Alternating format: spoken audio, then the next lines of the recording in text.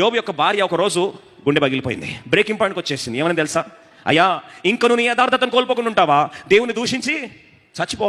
మనం చాలా ఈజీగా నేస్తాం. అబ్బా ఎట్లంటదండి యోబు భార్య మూర్ఖురాలు, యోబు భార్య గయ్యాలి, యోబు భార్య ఇంకా అన్నీ మనం టైటిల్స్ ఇవ్వడం చాలా ఈజీ అయిపోయింది ఈ దినాల్లో.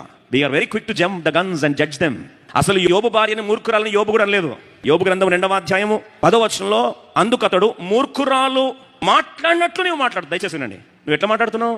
ఒక మూర్ఖురాలు మాట్లాడినట్టు మాట్లాడుతున్నావు, కానీ నువ్వు యాక్చువల్గా మూర్ఖురాలి. ఇట్లా తిట్టాడు కానీ నువ్వు అది కాదన్నాడు. He differentiated her function from her identity. తను చేసిన పనిని బట్టి తనకు ఒక తీర్పు తీర్చట్లేదు. నువ్వు అప్పుడప్పుడు చాలా మంచిదానివే, యాక్చువల్లీ నువ్వు చాలా మంచిదానివే, కానీ ఇప్పుడు మాట్లాడుతున్నప్పుడు ఏమన్నావు? దేవుడు ఇంకా నీ యథార్థతను కాపాడుకోలేవా యోబు? దేవుని దూషించి ఏం చేయాలి? చచ్చిపోన్నావే. ఈ థింకింగ్ ఏం తెలుసా?